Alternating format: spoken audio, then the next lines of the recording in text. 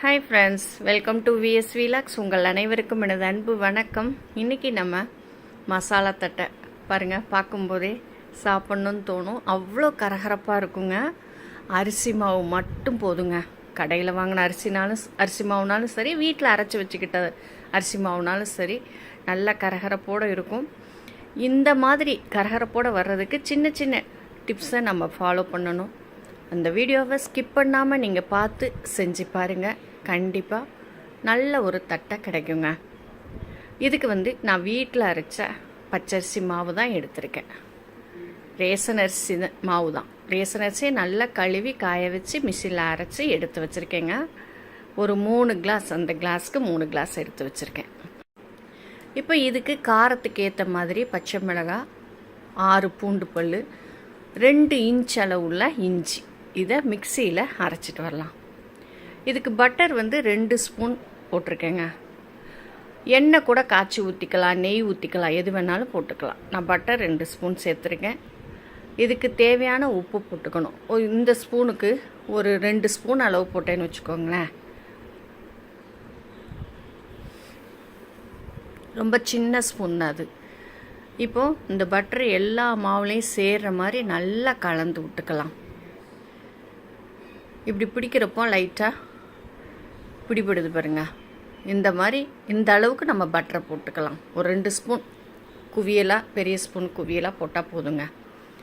நல்லா கலந்து விட்டுட்டு இப்போ நம்ம அரைச்சி வச்சுருக்கோம்ல பச்சை மிளகாய், இஞ்சி, பூண்டு, இதையும் போட்டுக்கலாம். இந்த மாதிரி பாசிப்பருப்பையும் கடலைப்பருப்பையும் ஒரு 2 மணி நேரத்துக்கு ஊற வச்சிடணுங்க. ஒவ்வொரு ஸ்பூன் ஊற வச்சா போதும். 2 மணி நேரமாவது கண்டிப்பாக ஊறி இருக்கணும். அப்படின்னா தான் அந்த தட்டை பொரிஞ்சு வர்றப்போ இதுவும் நல்லா பொரிஞ்சு வரும். இல்லைன்னா ஒரு மாதிரி சவக்கு சவக்குன்னு இருக்கும். அதனால் கண்டிப்பாக நல்லா ஊற வச்சு தான் போடணுங்க. ஒரு 2 மணி நேரமாவது 2 பருப்பையும் ஊற வச்சுருங்க. இதுக்கு கருவேப்பிலை, சீரகம், எள்ளு போடுறேங்க. கருவேப்பிலையை குட்டி குட்டியாக நறுக்கி போடுங்க, இல்லைன்னா எல்லாம் வெளியே வந்துடும். நம்ம பொரிக்கிறப்போ கருவேப்பிலையெல்லாம் வெளியே வந்துடும். அதனால் சின்ன சின்னதாக சிசர் வச்சு கட் பண்ணி போடுங்க. இதுக்கு பெருங்காயத்தூள் கொஞ்சம் போட்டுக்கிட்டு எல்லாத்தையும் கலந்து விட்டுக்கலாம். ஃபஸ்ட்டு கலந்து விட்டாதாங்க அந்த காரம் எல்லா மாவுலையும் சேரும். இதுக்கு பச்சை தண்ணி ஊற்றி நம்ம பிசையக்கூடாதுங்க. வெந்நி நல்லா கொதிக்கணும். இந்த கிளாஸுக்கு நான் 3 கிளாஸ் மாவு எடுத்தேன். அதே 3 கிளாஸ் தண்ணியை நல்லா கொதிக்க வச்சுக்கிட்டு இருக்கேன். தண்ணி நல்லா கொதிக்கணுங்க. கொதிச்சதுக்கப்புறம் தான் நீங்கள் மாவில் விடணும். லைட்டாக கொதிச்சா அப்படிலாம் இல்லைங்க. நல்லா கொதித்து அதுக்கப்புறம் எடுத்து மாவில் விடுங்க. ஃபஸ்ட்டே எல்லா தண்ணியும் ஊற்றிடாமல் முக்கால்வாசி ஊற்றி நல்லா கலந்து விட்டுட்டு அதுக்கப்புறம் ஆறுனதுக்கப்புறம் தேவைப்பட்டது அப்படின்னா கொஞ்சம் கையில் விட்டு கொஞ்சம் கொஞ்சமாக கையில் விட்டு பிசையணுங்க. இப்போ தண்ணி ஊற்றிருக்கேன். இவ்வளோ தண்ணி வச்சுருக்கேங்க. பிசைய வருது மாவு பாருங்கள், நல்லா உருண்டை பிடிக்க வருது. இந்த அளவு தண்ணி வச்சுருக்கேன். ஒரு 1/2 கிளாஸ் அளவு தண்ணி இருக்கட்டும். மாவு ஆறுனதுக்கப்புறம் தண்ணி தேவைப்பட்டது அப்படின்னா நம்ம ஊற்றி பசஞ்சிக்கலாம். இப்போ மாவு நல்லா ஆறிடுச்சிங்க. உதிரி உதிரியாக இருக்குது. இதை கையில் கொஞ்சம் கொஞ்சமாக ஒவ்வொரு ஸ்பூன் அளவு தண்ணி விட்டு நம்ம பசஞ்சிக்கலாம். நம்ம பூரிக்கெல்லாம் மாவு கொஞ்சம் டைட்டாக தானே பசைவோம், அந்த மாதிரி பசைஞ்சு வச்சுக்கோங்க. ரொம்ப தண்ணி கூடிருச்சு அப்படின்னா எண்ணெய் இழுக்குங்க. அதனால் பூரி மாவு பதத்துக்கு நல்லா பசைஞ்சு வச்சுக்கணும். மாவை நல்லா பசையணும். பசைஞ்சாதான் நம்ம தட்டை செய்கிறப்போ விரிசல் விடாமல் ஒன்று ஓல வரும். இந்த மாதிரி பசைஞ்சு வச்சுக்கோங்க. இதெல்லாம் சின்ன சின்ன டிப்ஸ் தாங்க. இதை ஃபாலோ பண்ணாலே நல்லா தட்டை மொறு மொறுன்னு வருங்க. மாவை நல்லா அழுத்தி பசைஞ்சு வச்சுக்கலாம். இப்போ ஒரே மாதிரி ஈவனாக வர்றதுக்காக இந்த ஸ்பூன் எடுத்துருக்கேங்க. இந்த ஸ்பூன் வச்சு ஒவ்வொரு ஸ்பூனாக மாவை எடுத்து நல்லா உருண்டை பிடிச்சி நம்ம வச்சுக்கிட்டோம் அப்படின்னா தட்டை தட்டி போடுறதுக்கு ஈஸியாக இருக்கும். தேவையான அளவு உருண்டை பிடிச்சி நம்ம வச்சுக்கலாம். மீதியை நம்ம ஒரு பிளேட்டை வச்சு மூடி வச்சிடணும். இல்லைன்னா மாவு ட்ரை ஆயிருங்க.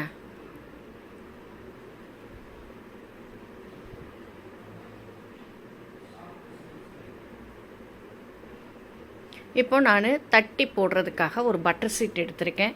நம்ம வீட்டில் உள்ள டிஃபன் பாக்ஸ் ஒன்று எடுத்திருக்கேன். அடி வந்து சமமாக ஃப்ளாட்டாக இருக்கணுங்க. இந்த மாதிரி அடி உள்ள ஒரு டிஃபன் பாக்ஸை எடுத்துக்கிட்டு அதுலேயும் பட்டர் சீட் வச்சு ரப்பர் பேண்ட் போட்டிருக்கேன்.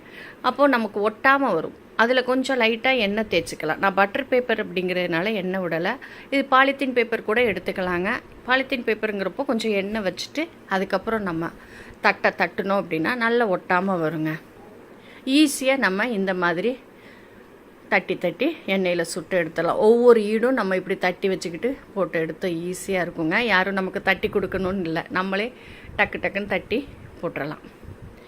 ஈவனாக தட்டுங்க. ஒரு சைடு குண்டாகவும் ஒரு சைடு ஒல்லியாகவும் இருந்துச்சு அப்படின்னா தட்டை வேகாதுங்க. ஒன்று போல தட்டுங்க. கூடுமான வரை நைஸாக தட்டிடுங்க.